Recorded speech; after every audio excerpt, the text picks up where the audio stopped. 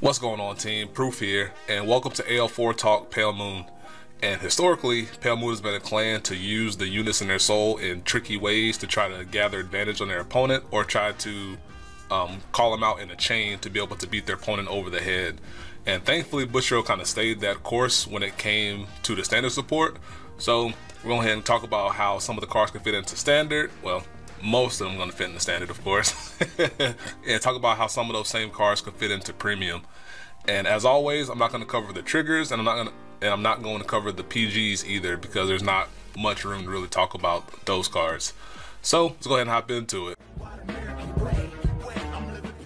And the first card we have here is Entertain Messenger, which is the standard starter that all clans get when they get their first wave of standard support, which is really nice to have.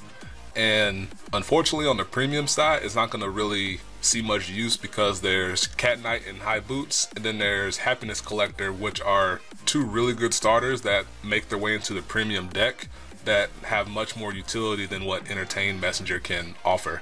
So go ahead and use it on the standard side unless you want to do some funky mess with using a trigger as your starter.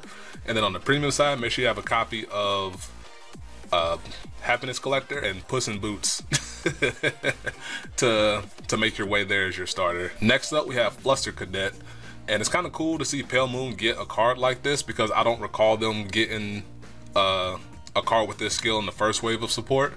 Unfortunately, with Pale Moon being an Excel clan, there's not really much room to have a passive soul charger, unlike Dark Irregulars, which I'll get to in the next video.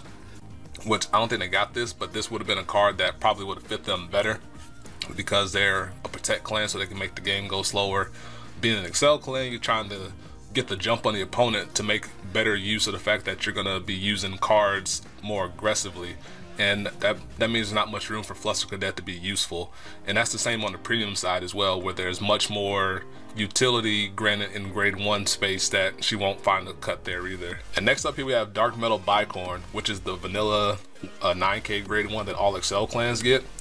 And unfortunately, won't really find a space in either side, because there's so many strong grade 1s and utility filling grade 1s that unless you really want to find a space to hit 18k with your 9ks before power modifiers, then Dark Metal will be the card for you. But if you're trying to get more utility out of your grade 1 space, there's not really much room for Dark Metal here, unfortunately. And next up we have Dancing Knife Dancer, which is a funny name. It's kind of like the dragons that have dragon in their name. But this card is one of the two ways that Pale Moon got countercharging in the standard support, and it's kind of awkward, but it's kind of okay, because if you call it out with your last counter blast from a call, you can attack with it and then resolve it at the end of turn to get the counter charge back. And I think it has a space as a 1 of, maybe a 2 of, but there's still, like the grade 1s, there's a lot of strong utility grade 2s here, so it's going to be fighting for space in both sides of the format. And I'll leave it up to you to see where you think it might fit, but you definitely, that counter charge is very valuable for Pale Moon, because a lot of their cards use counter blast as a resource. Next up we have Amethyst Beast, not Amethyst, Amaranth Beast Tamer, and this card is like sneaky strong, because that extra 3000 power is really strong to be able to hit 22k on the force marker, or hit 25k with Golden Beast Tamer, which, as I've talked about before, hitting that extra 3k suddenly can turn 10k guards into 15k guards, or some such combination like that. And the bigger utility is that it helps put one of your rear guards back into the soul that after you've already used it, which is really nice for Pale Moon when they have maybe a 1 card that made it to the soul, 1 of a copy made it to the soul that you want to keep abusing, so you can call it out through a skill, use it for what you need it for, attack with Amaranth Beast Tamer here, suck it back into the soul, so that way you get utility out of it later while powering up Amaranth to be able to be an effective beater. And it's really synergistic with the clan for that very reason, and it's easily a staple card if you're trying to make use of it in the standard side. On the premium side, it might be worthwhile to use it for that reason, but a lot of cards, especially the Magic cards, already put themselves back into the soul anyway. And the premier most common premium deck list incorporates the hairy stuff with some of the standard cards, and I don't think Amaranth makes it there quite, like just edged out by a little bit. And then next up we have Comicality Chimera, which is the other form of countercharge granted to Pale Moon. And this card here is also a non-gift given grade 3, but unlike some of the other grade 3s I've talked about up to this point, this one is strong enough to be used without the gift, because getting that countercharge mid-attack or mid-battle phase helps open up a lot of different chains and combos for your deck to use. So that way, if you burn all your counterblasts, getting your calls going, and then you can attack with Comicality, and then get the countercharge back, and then, excuse me, and then after that, you have one more use that you could probably use, which might help you enable maybe one extra attack or 2 extra attacks or something else, just to help get that little extra edge on your opponent. And that's why I see it as a 1 of, maybe a 2 of, because there might be enough space in there to fit in 2 of these if you configure your deck that way. And yeah, it's just a really good card, and it makes it in that same capacity on both sides as well, because just that 1 of countercharge mid battle phase can still open up a lot of combos on the premium side as well. Next up, Midnight Bunny, which is probably one of your better grade 1 options to have, just because unlike Fluster Cadet, which is a passive soul charger, this one here is a proactive soul charger, because it activates on boost, so you can power up something by 8,000, make it hit for a decent number, and then get that soul charge going. Did I say counter charge earlier? If I did, I'm sorry.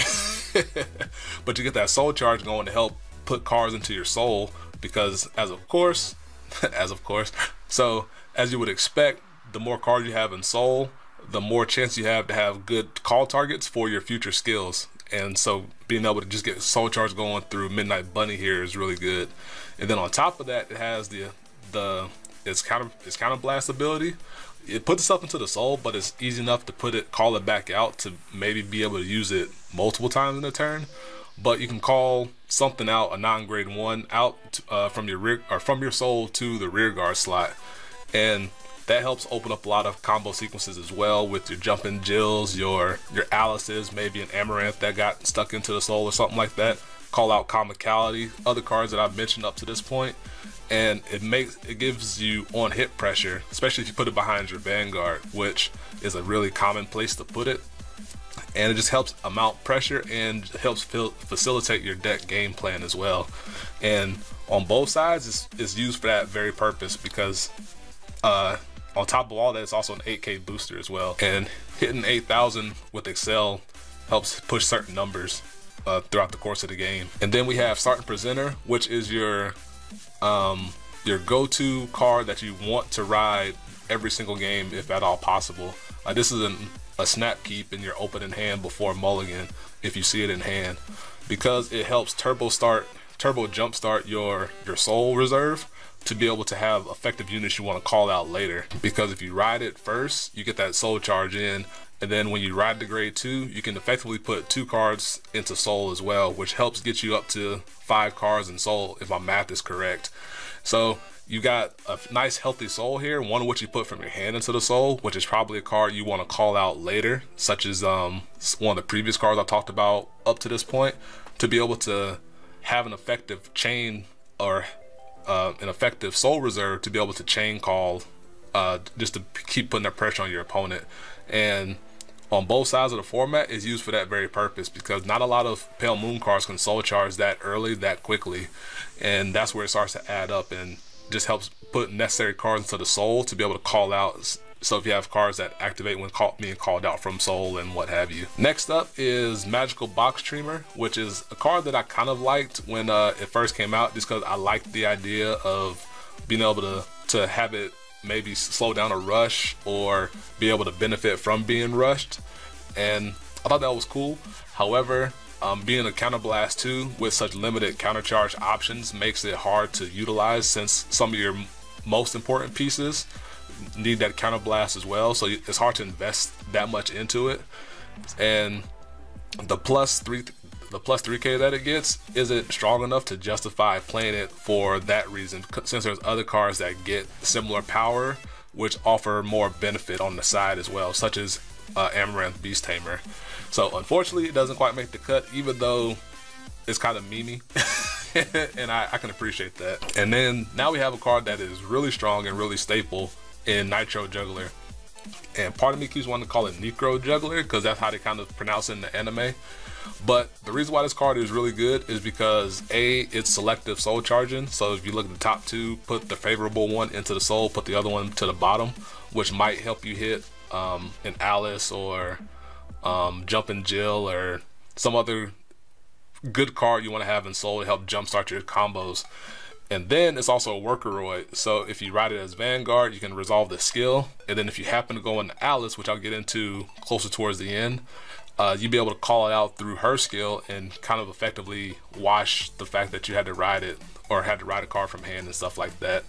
And it's strong enough to make it in both sides of the format because of that selective soul charge, similar to Starting Presenter having a card that does a form of soul charge that's different enough to where it's really useful. Kind of similar to the Silver Beast Tamers or Silver Thorns from before, with a lot of their selective soul charging. And then we have Jumpin' Jill here, and keep in mind, if you aren't aware, you can't use this with old Purple Trapezes, which old Purple Trapezes says when it's called out from soul, you can choose a unit, put it into the soul, and then choose a card. Or is it when it's called from soul? I think it's when it's just placed, which of course combos when it's put in from soul.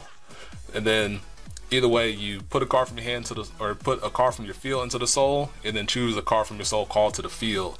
And then Jumpin' Jill here will, as you can see, put a rear guard from your field into the soul, and then call out a grade 2 or less to the back row. And so if you have both of those two together, you could just keep chaining them back and forth and waste time there. So, which creates an infinite loop. So Bushiroad got rid of that, and thankful. Especially because there's a couple cards that get power when cards are called out from soul, so you can make infinite power attacks while wasting time as well. So we're thankful for that. But for what it is, it's really good on the standard side. It doesn't quite make the cut on the premium side, and that's because it just doesn't do quite enough. It does enough in standard because there's less cards, but I feel like this card would be cut in the next wave of support, even though you can help fill out a column with it. I could be wrong, but that's kind of where my thinking is with it. However, it's also good for being able to activate new Purple Trapezes, which I'll get to shortly. And it also helps put cards back into the soul that you might want to use later, similar to Amaranth Beast Tamer, but you don't get the power to go with it. So next up we have Artilleryman here. And this card is one of the gift-given grade 3s, and it kind of goes opposite of what Pale Moon tries to do, in that they try to do tricky stuff with their soul to beat down the opponent. Artilleryman here just exists to straight power, which you don't see really often that much in Pale Moon. And then on top of that, if you can't pay the cost, if he hits, you have to dump out your soul, which can hurt because when this card is most effective is towards the later portion of the game when you're trying to win the game. So around the time when your opponent's at 5, so you need to keep a counterblast open just in case it does hit, and maybe like your opponent heals or something crazy like that. So then that way you don't need to burn the rest of your soul, and then all that time you spent accumulating those cards into the soul just gets washed away in one fell swoop. So if it is used, I see it as a one-of, something that you can just get into the soul and then have it there as like a silver bullet when needed. Just try to finish off an opponent and hit them over the head with a plus 30k swing or something like that, because you have a lot of cards in soul. And it fits a similar role in both sides as well, just for that closeout power if you need it most. And then as I mentioned before, here's the new Purple Trapezes here. And the ways that you can get it into the soul presently is through Amaranth Beast Tamer and through Jumpin' Jill. So if you play Purple Trapezes, which a lot of the common standard decks do, you're going to be playing Jumpin' Jill and Amaranth Beast Tamer just to help suck it into the soul. And being able to soul blast itself out to facilitate a call is really good because you don't need to worry about trying to get that second copy going. And then you can help jumpstart or extend some of your present combos, and it's for free as well. And both Amaranth and Jumpin' Jill are both free skills to get purple back into the soul for you. So the more free skills you can have and utilize, the better, especially when a lot of your cards use Counter Blast or Soul Blast as well. And I think it's good enough to make it on the standard side.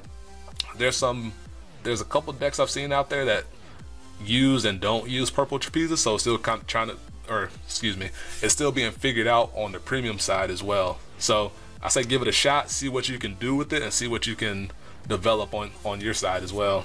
And next up here we have the penultimate card in Nightmare Doll Alice. Probably your strongest grade 3 in the deck. That's arguable, but I think it is. And the reason for that is because it so effectively utilizes that extra circle that you get to great benefit just for being 22k on its own. And then you can use the skill to put it into the soul, call something else out, which might facilitate a chain reaction to help maybe replenish some ranks, get other units on the board that can help further extend your combo. So this is one of the key jump starters here for your combo, and that's what it does on both sides as well, because I've seen lists that use, I think, either 3 or 4 Alices, either A for the Excel circle or B for doing what I mentioned before, which is help jumpstart your combo. And as I mentioned with Nitro Juggler, if you ride Alice, you can call a Workroid from Soul, which includes Nitro Juggler. I can't recall if there's any, I can't recall off the top of my head the other Workroids that came in standard so far, but that's the premier one you want to call, because not only does it call it out, it gets a plus 5,000, and then that makes 24,000 on an Excel circle for Nitro Juggler, which is good enough to force 15k on Force Vanguards, which is what you want to hit sometimes. So all in all, in my opinion, the best grade 3 for Pale Moon coming out the set, and I'd love to hear some people's thoughts and opinions on that. So last but not least, we got Golden Beast Tamer, which is your VR from the set. And the main thing that you can see here is that she grants free power for just getting that plus 5 units on the board, which includes the Vanguard. So if you have the Vanguard and 4 rear guards, you hit the requirement. And as I mentioned with Amaranth earlier, just that 3,000 just is sneaky sometimes, just for hitting particular numbers when your opponent might least expect it to. So it's really something to keep in mind when you're building your formations up. Some of those units are going to be getting plus 3,000 power, so that way you can line up your units in such a way to where they become most effective there. And then her second skill, while using the Counter Blast, can pretty much turn 1 card in hand into 2 cards on the board, or it can turn into more as well, or more attacks I should say, depending on the units you call and some of the cards that remains in your soul. So it's a really strong card, and you're definitely your premier late game Vanguard option that you want to be sitting on. So that'll do it for my talk about Pale Moon. Before I close out, I just want to mention that Guzmata from my Discord channel, he's slowly becoming the Pale Moon go-to, the point person for Pale Moon, because he's been testing a lot on the premium side, and he took the time to put together just some notes that people to keep in mind for certain combos and certain things to keep in mind as you're playing on standard and premium side. I'm gonna put into a paste bin, and I'm gonna leave the link down below. And I just want if you guys like it and find it helpful, like, definitely leave Guz a thank you in the comment section, because he didn't have to do that for us, and he just did it because he had the time and out of the kindness of his own heart. And yeah, that'll do it here. Pale Moon's looking like they're in a good spot. Keep in mind though that one of the weaknesses that they have is that they're dependent on building a beneficial soul to be able to use for their combo chains. So if your soul is looking kind of blah because you soul charge a lot of triggers or something, you're gonna need to work your way around that. So keep that in mind as you're playing your games, building your deck out for max efficiency, and go out there and have some fun. And that'll do it for this video, and I'll see you in the next one. And until next time, peace, be easy.